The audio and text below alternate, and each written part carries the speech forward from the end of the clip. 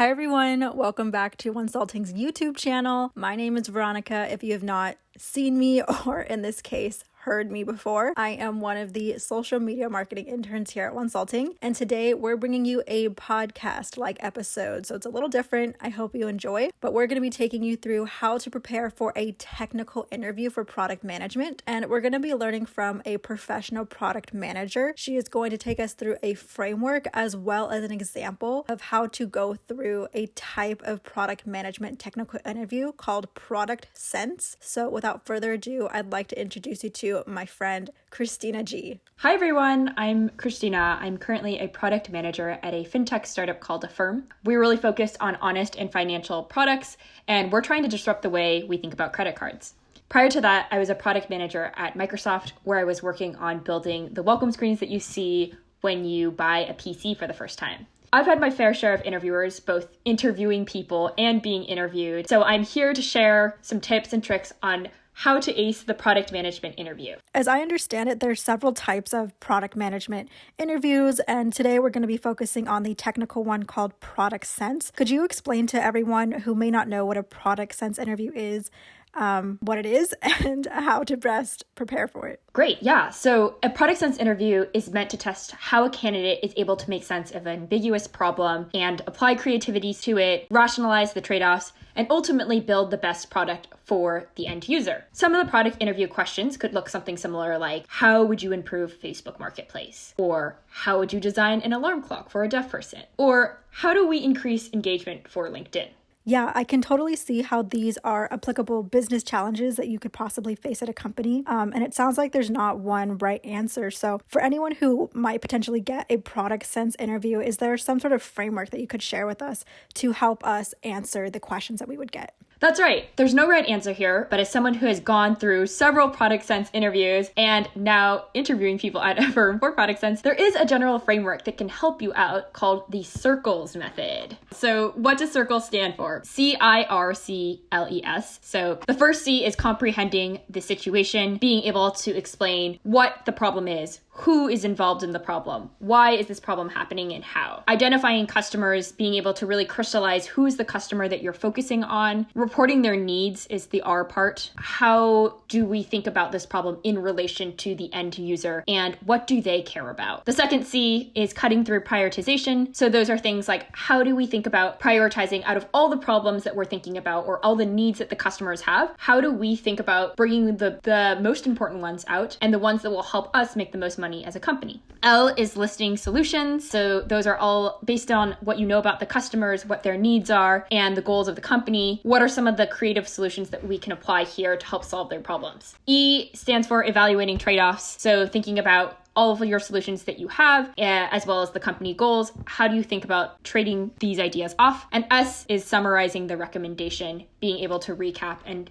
justify why you decided the product that you ended up deciding with. That is really great and really straightforward. I wonder if it might help our listeners to go through an example using this framework. So perhaps we could use the example that you just stated, creating an alarm clock for a deaf person. Yeah, let's go back into it. So to be very clear, the question is, how might we design an alarm clock for a deaf person? So the first part is C. The first C in C.I.R.C.L.E.S is comprehending the situation. In this question, how are we defining deaf here? Does it mean completely deaf, like you can't hear at all? Or is it partially deaf and you can hear a little bit, but it might not be at 100%.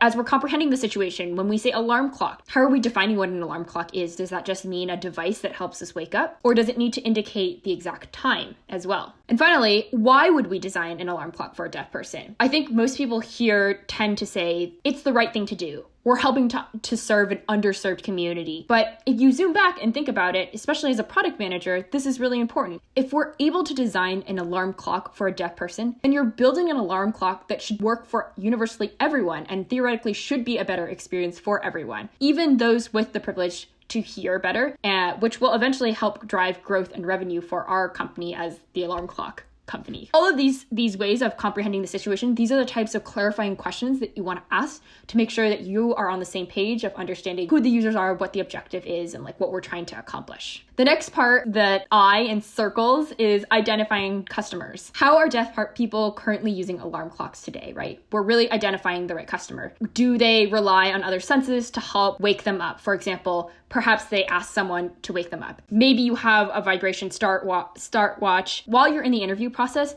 I think you can ask these questions, but in general, the interviewer will kind of come back to you and be like, well, what do you think? And so this is your opportunity to really empathize and put yourself in the shoes of the user and ask yourself, like, what does the process look like today? Next, the R part in C.I.R.C.L.E.S is reporting the customer's needs. We need to extrapolate, what do they really care about? What are those core needs that as we're building the product that we can map back to? For example, confidence that you'll wake up, or reliability. I think that's like one need in and of itself, right? Knowing that when you set that alarm clock, that there's 100% chance that you'll wake up. At some point in this interview, you'll probably want to pause and ask, like, especially if you can't think of any other needs, to say like, are there any other needs I may be missing? And this is a helpful way to help have the interviewer ask you a question back to help guide you back in the right path. So remember that as you're going through the R part of reporting customer needs, that you do ask this question just to make sure you and the interviewer are on the same page. The second C, as I mentioned before, of the circles is cutting through the prioritization. You want to ask yourself, what is the biggest problem we're trying to solve? And this problem is meant to show the interviewers that you understand the business needs and the user needs, and you're able to showcase that you know how to prioritize. So you'll want to focus on something that is the biggest / most important problem to solve for the business,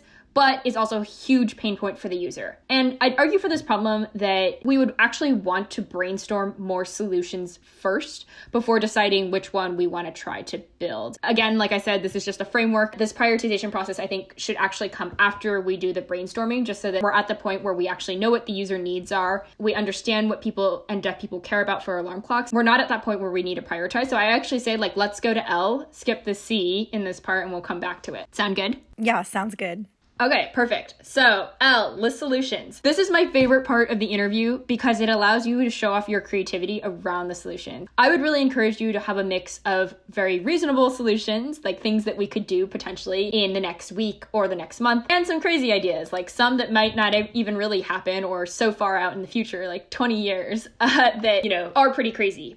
So remember to state your hypothesis of what you have about the user and how these solutions can help. So for example, in this scenario of how do we design an alarm clock for a deaf person, one of the hypotheses I have based on what we know and what we've stated our assumptions about deaf people and how they use their alarm clock today is that alarm clocks probably aren't actually good enough for them. We're only tapping into one, maybe two of their senses to wake up. That's like, as we mentioned before, it could be like a vibrating watch, and that only is tapping into your sense of feeling, right? One of my hypotheses is that if we can tap into 3 or more senses at the same time, then we could actually build a better alarm clock for these users. Sight, touch, smell, taste, hearing. Those are the 5. And so if we were to go down and start brainstorming around, like, how could we tap into a deaf person's perception of sight when they wake up, right? Sunlight tends to wake people up. So maybe we could have a bright light go on to mimic sunlight. The touch feeling, if we had a watch vibration, maybe some people would get out sometimes. Oftentimes, if they're not waking up because of vibration, it might just be because they're deep sleepers. So what are other touch ways that we can engage with the users? We could, for example, have a nice mist that could be sprayed into the person's face so they actually feel water in the morning. Thinking about the alternatives, smell. What if we could engage smell in an alarm clock? So the alarm clock could waft out a user's favorite scent to wake them up. I think taste is actually a little hard. I'm having trouble thinking of an example of getting someone who is sleeping to taste something, but in this case, you could tell the interviewer, hey, I actually think this doesn't make sense for the user. I would like to rule this one out. Yeah, those are some ideas there of like how you could go about approaching that problem. Yeah, I really love your idea of tapping into some of the other 5 senses to help deaf people wake up to our alarm clock. So this seems like a really easy way to start thinking of these solutions. I know before we had skipped the second C of circles, so I guess now would be a good time to come back to the second C. Yeah, so I would say C and E are very similar. C is the cutting through the prioritization, and the E is evaluating the trade-offs, right? So now that we have all of these ideas here, we want to be able to build a somewhat of a framework even within this to show like, how do we pick one idea over the other? And so one of the common ways we think about this in terms of product management is thinking about what's going to be the biggest business impact, what's going to be the biggest impact for the user, user, and how much engineering time do we think it's going to be built? Those are the 3 criteria in general that you'll want to look for. I'll take the one for sunlight. Sunlight tends to wake people up. And we would have this idea of this light to go off. So the little mini lamp from a user perspective would make a huge impact just because users are used to waking up through the lights. And from a business impact, like it doesn't cost that much to build these types of lights in conjunction with the alarm clock. And then from an engineering perspective, like building a light isn't super, super hard. And so you would go through this matrix, assessing all of your ideas and, be aware of time. If we're kind of low on time, try to pick like the top 3 ideas that we come up with. The key here in the interview that we're really looking for is just to make sure that you are structuring your thoughts and you have a process that's very structured and analytical in how you're assessing what ideas to prioritize. So that's the C part, the cut through prioritization, and the E part, the evaluation piece. So then the last part of circles is S, summarizing your recommendation and adding a metric of success. Again, the goal here is that we're just trying to see, like, does tapping into multiple senses help users who are deaf wake up better? And so, like, thinking about the metrics of success, how do we think about,